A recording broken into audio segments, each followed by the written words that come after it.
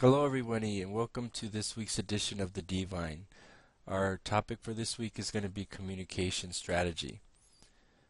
If you remember when we did the assigned advising proposal, one of the things that we mentioned was that there would be a need for a new communication strategy, meaning that we need to rethink the way we communicate with each other as a staff, how we communicate with our students, how we connect with faculty. All of these things are going to be key and critical for assigned advising to work.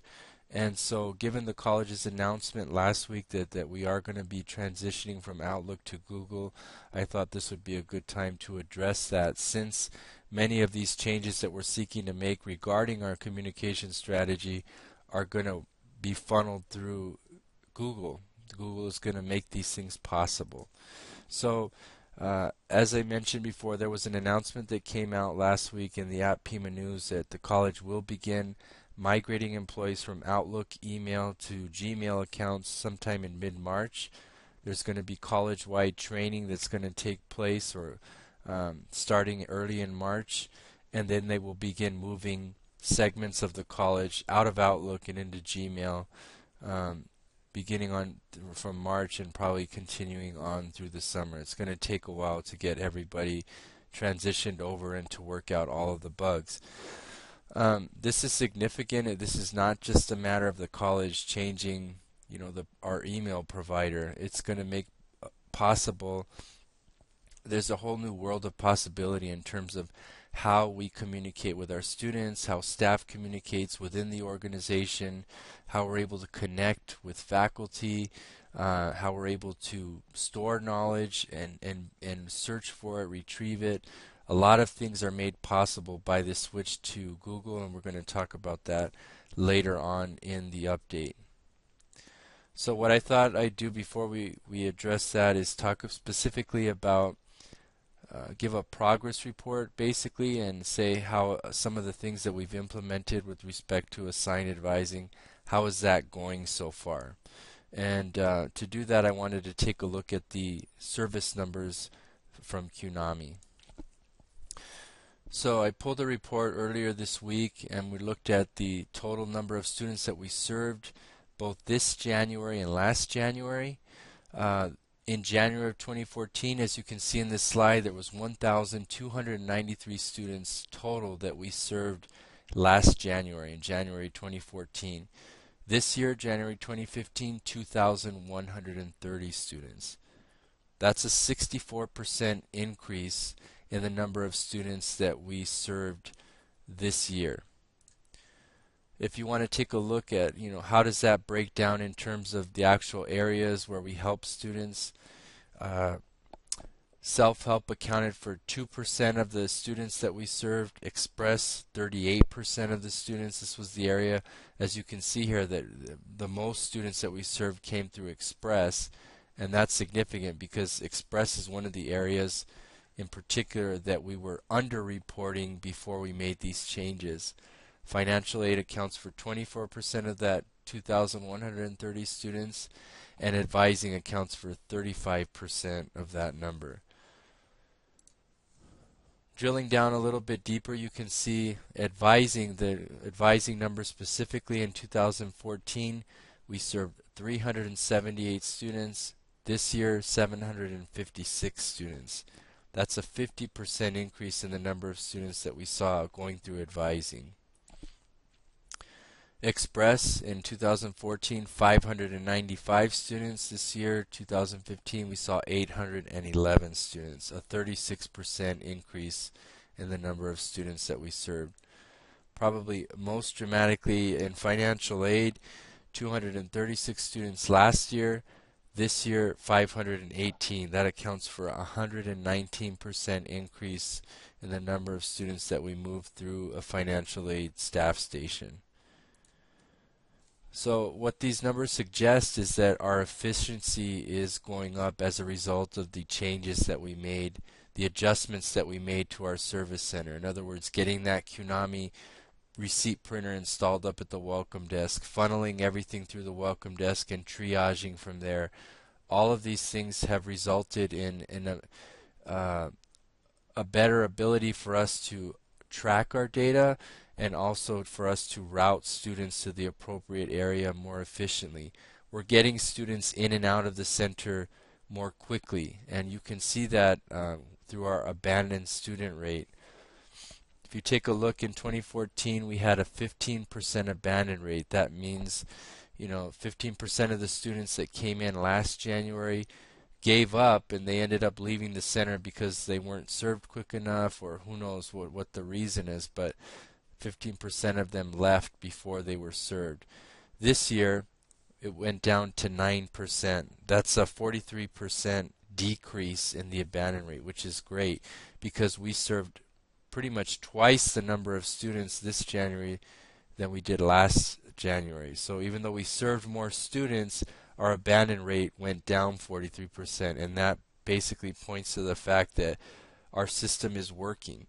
We're getting the students in and out more efficiently, and they're not giving up because they're having to wait too long in the center. So really need to congratulate you guys. It's not just the system that's working, it's the team effort. Everybody working together, making the right, it starts up at the welcome desk with the staff there, making the right decision, sending them to the right place, and the staff in the back really doing their best and working as a team to get the students in and out. So I can't say enough good things about that. I want to thank you guys for the outstanding effort that you put forward in January.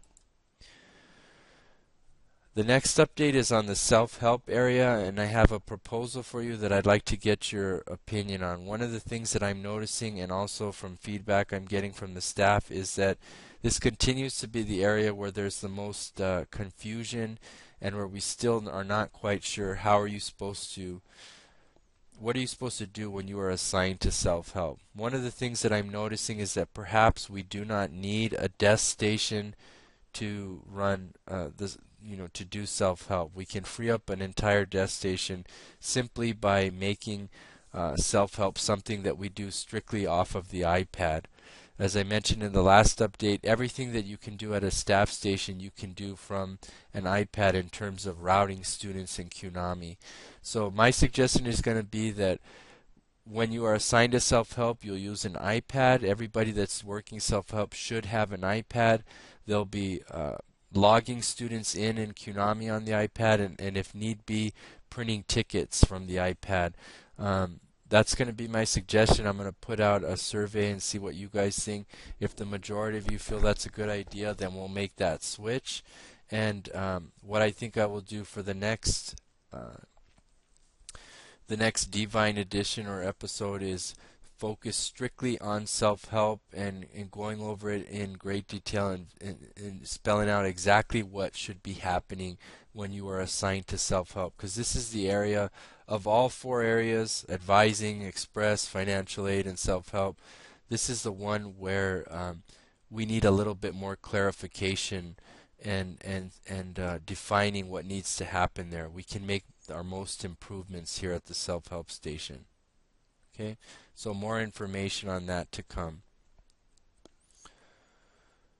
Finally, I want to give an update on Google trainings. So I mentioned earlier that the college will be providing training on Gmail. However, we have our own special training arranged for this week. It's going to be happening on Friday the 13th, and everybody is invited, Elmo included.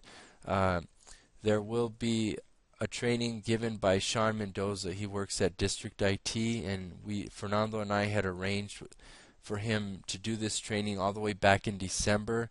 We had a discussion with Sean regarding some of the things we want to be able to do using Google once we move to assigned advising, and Sean is kind enough to he agreed to go ahead and do this training specifically for our staff, and it's going to cover things that aren't covered in the college-wide training that will take place in March. This one is going to focus specifically on Google Apps and how we can use those, and possibly touch on things like Hangouts and Circles that we're going to be using and that are going to be invaluable tools once we get into assigned advising.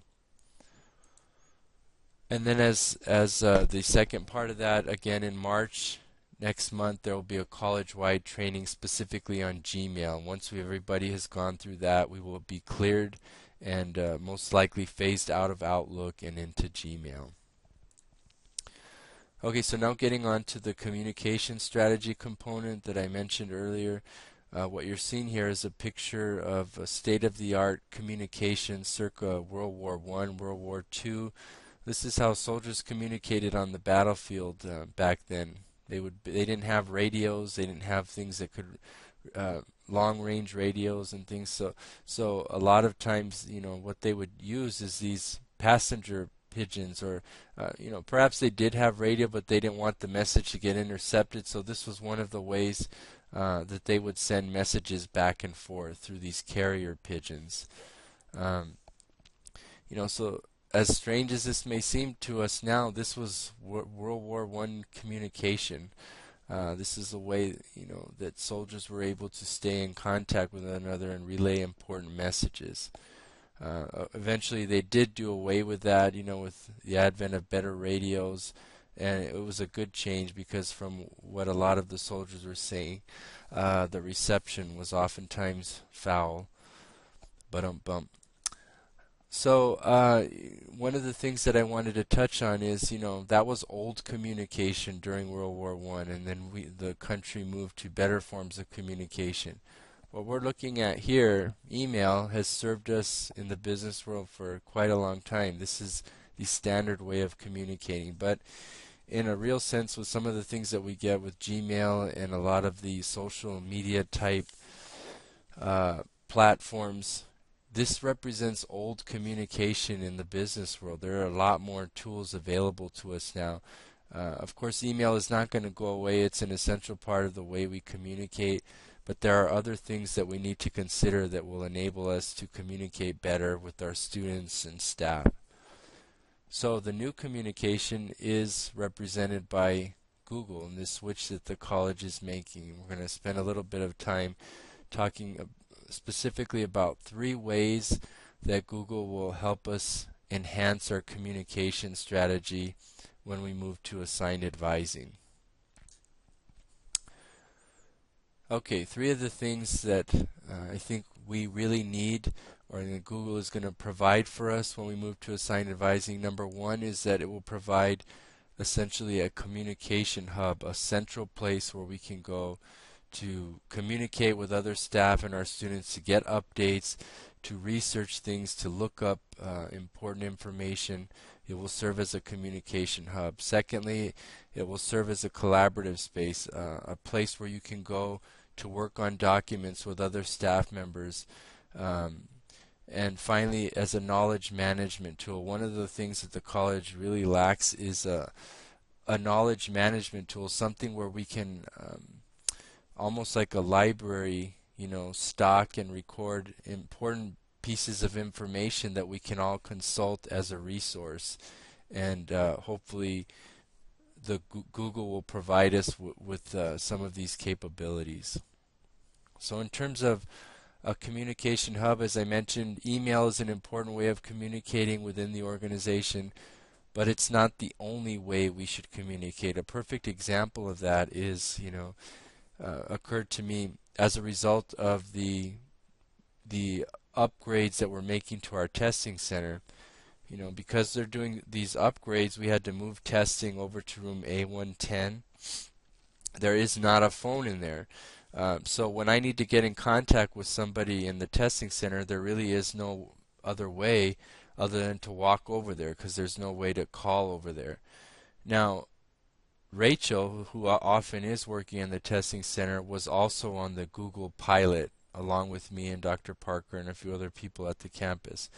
And one of the features available through Gmail is an instant message feature. They call it a Hangout. And so, where it would be kind of strange and awkward to send an email asking a quick question, through this instant message feature, I could see when Rachel had Google on, and I could send her a quick message like, hey, are you over there? Can you answer me this quick question? So that's some of the things that Gmail makes possible. There's an IM feature. You can there's a lot of things available through the social media called Google Plus, and we're going to explore that in the class that Sean gives. Ways that you can communicate with groups of people and store those communications for future reference, as far as, maybe you had a question about a particular topic, like what we can use, for example, as proof of residency, and let's say you had a whole discussion on that. That can be saved and archived for future reference, so that you don't have to reinvent the wheel every time somebody has a question about documents needed for residency. That's a discussion we can look back to. These are some of the kinds of things that Google is going to make possible. So not only emailing, but instant messaging, a Skype type feature called Hangout, where you can actually have a meeting with somebody on your computer. You can see them, they can see you. It's almost like Skyping, but you can share documents as well. All of this from one central place. And that's what I mean by Google will serve as our communication hub. That's going to be a real important part of assigned advising. I mentioned Google communities, and what that is basically a community is a grouping of, along a similar topic. For example, let's say we had a community based on Desert Vista student development. This could be a page where we go to get, links to important articles, video copies of staff meetings that we've had, video copies of, for example, these Divine updates. Let's say I have a question I need to ask everybody's opinion through a poll. We can send out a poll survey and get everybody's response on that page. If you take a look, this shows some of the things, some of those very things on this page. Okay. For example, here's a posting on how Google Communities works. Here's a posting about an article on knowledge management. A posting here, a link that you could click to go and view this week's episode of the Divine. Over here you have a survey that I'm sending out. Did everyone have a chance to attend and view and comment on yesterday's staff meeting? We could go and you would register a response and a comment. In other words, everything, though, all on one page that you could scroll through, you could search, and you could archive things like this. That's the kind of communication that we're talking about that makes it more useful than simply emailing. The second feature about Google is that it provides a collaborative space. If any of you have ever had the frustration, I have it all the time when I go to make changes to the schedule and somebody has it up. When something's saved on the shared drive, only one person can edit it at a time, so everybody else that pulls it up can only view it. That's not the case with Google Docs. You can all be viewing and working on a document at the same time. So let's say Ryan is holding a social media meeting with his staff. Some of them are at West Campus, or maybe some staff are working from other campuses and collaborating with us on a project. We don't even all have to necessarily be in the same room. Everybody could be working on the document from wherever they're at, and in real time be able to view the changes people are making, the corrections, the edits. It provides you with a space where you can collaborate with other people on a document. And this is very practical. Just recently I sent you out a link to sign up for the advisors to sign up for their STU 100 classes. Which class would they go visit? Again, in the past, you put this on the shared drive, only one person could access it at a time, and if they accidentally left it up, nobody would be able to make changes until it was removed from their desktop. That's not the case anymore. With something like this, they could all go register, and I saw this happening. People were signing up at the same time for different dates to go visit the STU 100 classes. So Google provides us with a collaborative space. That's going to be very important for assigned advising. And finally, it will provide us with the knowledge management tool. One of the things, again, that the college I think really needs instead of having to reinvent the wheel every time that we hire new employees and get them up to speed on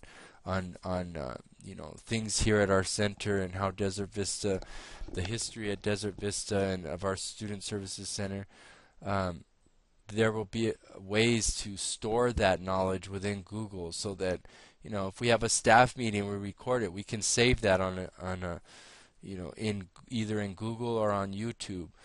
We can have documents that are important for you to be able to function as an advisor, all saved in the same place. We can have links to important articles that maybe you can consider, when you have downtime, things that will contribute to your professional development that you could look at from one place. This provides us with a way of cataloging and storing our institutional knowledge, so that when somebody gets hired, if they want to, they can go back and learn how things have worked here and why certain things are being done, so on and so forth. Almost like consulting it as you would when you go through a library looking up information. So just a few of the things that we could store: training videos. This is an example. These Divine updates, videos on things like how to enter information in Banner. We could make stuff like that and store it here. Staff updates. Anytime that we have a staff meeting, we could save those and archive them here. Advising tools, things that advisors frequently use, they could all be kept and stored within this Google Plus page. Okay, that's just a few of the things related to our communication strategy, but I hope that gives you a little bit better idea of some of the things we're moving towards. And when we have the training with Sean this Friday, you will be able to understand how this connects with what we're trying to accomplish in the center when we change to assigned advising. I will be sending out a survey afterwards. After you watch this, for anything that you would like brought up or addressed in the training that Sean is conducting on Friday, if you will respond to that, I can forward those questions and comments to Sean, and he can try to incorporate those into the training that he gives. All right, I hope that was helpful. I hope everybody has a good day, and thank you for tuning in.